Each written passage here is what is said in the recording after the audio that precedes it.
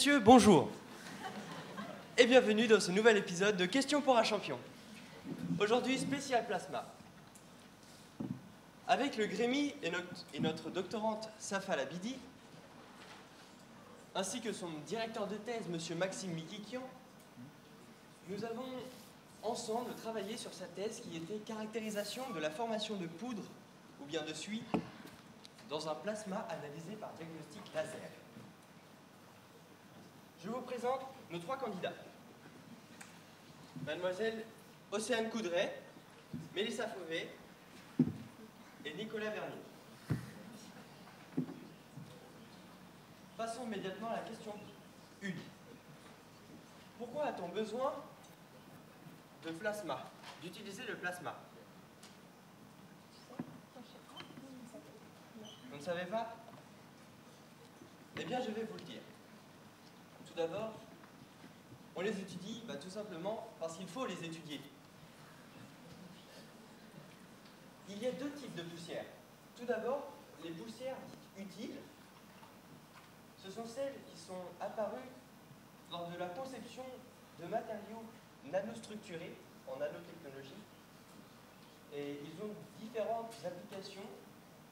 On les retrouve notamment dans le domaine du biomédical, sur les revêtements ultra durs, les cellules solaires, ou comme vous pouvez le voir, les transistors et les mémoires, ainsi que les composants optiques.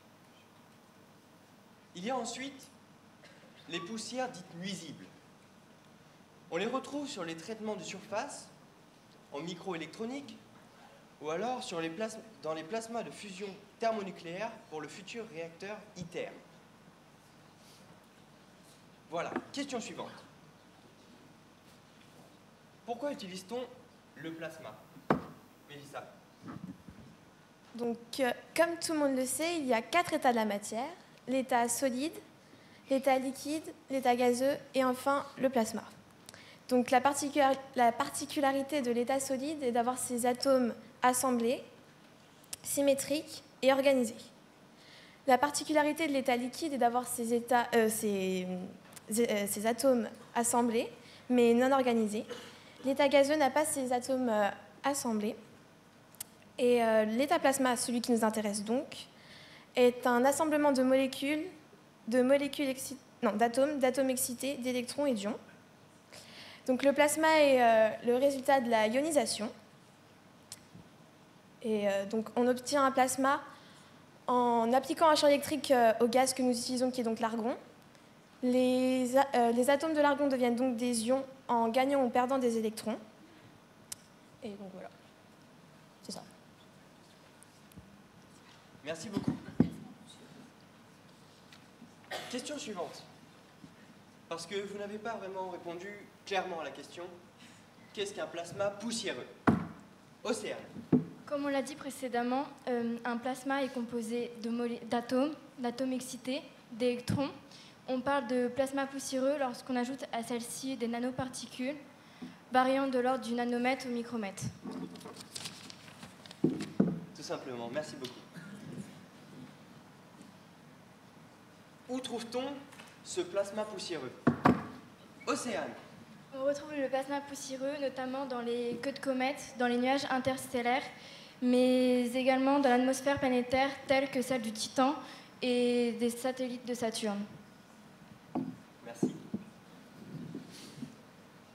Comment obtient-on ce plasma poussiéreux en laboratoire? Nicolas? Non.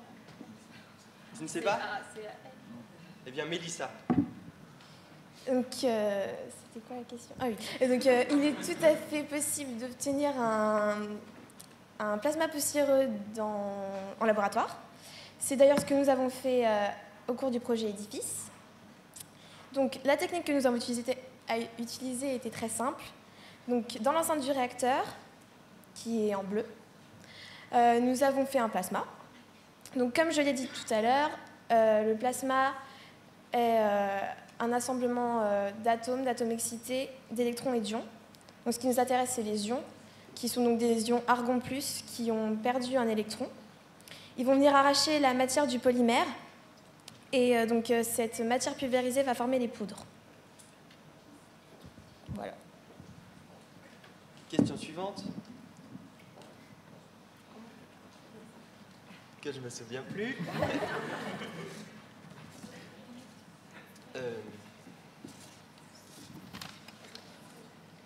Comment caractériser les plasmas poussiéreux?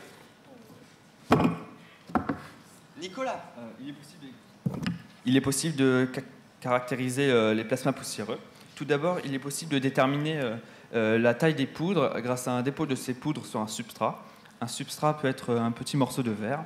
Ensuite, cet échantillon est placé dans le MEB, le microscope électronique à balayage, qui va nous donner comme résultat des poudres variant de 200 à 800 nanomètres. Par la suite, il est possible de déterminer la présence de poudre dans le plasma en mesurant le courant grâce à un oscilloscope. La présence de ces poudres est caractérisée par une diminution du courant. Il est aussi possible de déterminer la présence des poudres dans le plasma en l'éclairant à l'aide d'un laser.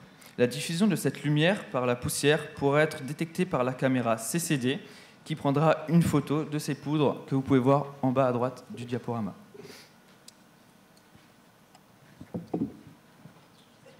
Attention.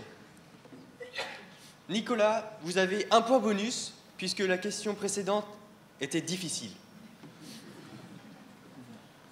Vous pouvez remarquer que tout le monde a 2 points, puisque tout le monde a répondu à 2 questions, sauf Nicolas qui a un bonus. Cette question va donc les départager. Attention, vous êtes prêts? Comment obtient-on la couleur d'un plasma? Quelle rapidité, Mélissa? Donc, comme on peut voir sur le diapo, on voit que les 2 plasmas n'ont pas la même couleur. Le plasma argon a une couleur plutôt bleu-violet et le plasma du krypton a une couleur plutôt bleutée. Donc, cette couleur dépend de l'ion, de la charge électrique, de la répartition des électrons sur les couches externes, mais aussi du gaz utilisé. Donc, on arrive à la partie complexe. Donc, une charge électrique arrive sur l'atome, qui a été représenté sur le schéma, notamment ciblé sur le noyau, mais les électrons qui gravitent autour de celui-ci sont alors touchés, ils sont alors excités et changent de couche pour se déplacer vers les couches plutôt externes.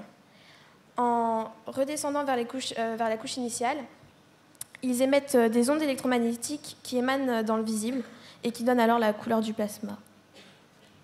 Voilà. C'est magnifique. Mesdames, messieurs, nous avons une gagnante. Mélissa Fauvet, s'il vous plaît.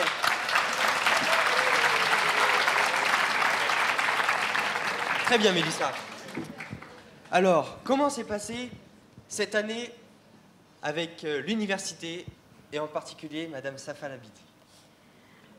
Donc ça a été une expérience très enrichissante. On a appris beaucoup de choses et ça a renforcé nos connaissances du lycée qu'on avait appris avec notamment notre prof de physique, comme c'est de la physique appliquée qu'on a fait. Voilà, c'était amusant, enfin on s'est bien amusé, on a bien rigolé, c'était bien. Nicolas, quelque chose à ajouter? Oui, ça nous a permis de découvrir un peu comment fonctionnait un labo et ça a été aussi très enrichissant. Et Océane? Oui, ça nous a appris à travailler en collectivité, à voir plein de choses. J'ajouterai donc que cette année s'est très bien passée et nous serons contents de revenir l'année prochaine. Merci, à bientôt pour l'année prochaine.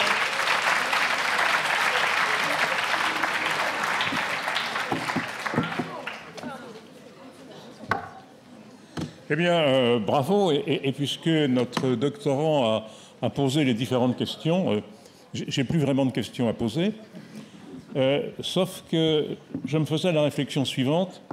On parle beaucoup de poussière en ce moment, et il y a très peu de temps, j'assistais à une conférence de l'équipe Rosetta, qui travaille là-bas, aussi loin dans l'univers, et qui précisément se passionnait pour l'étude des poussières qui sont produites là-bas.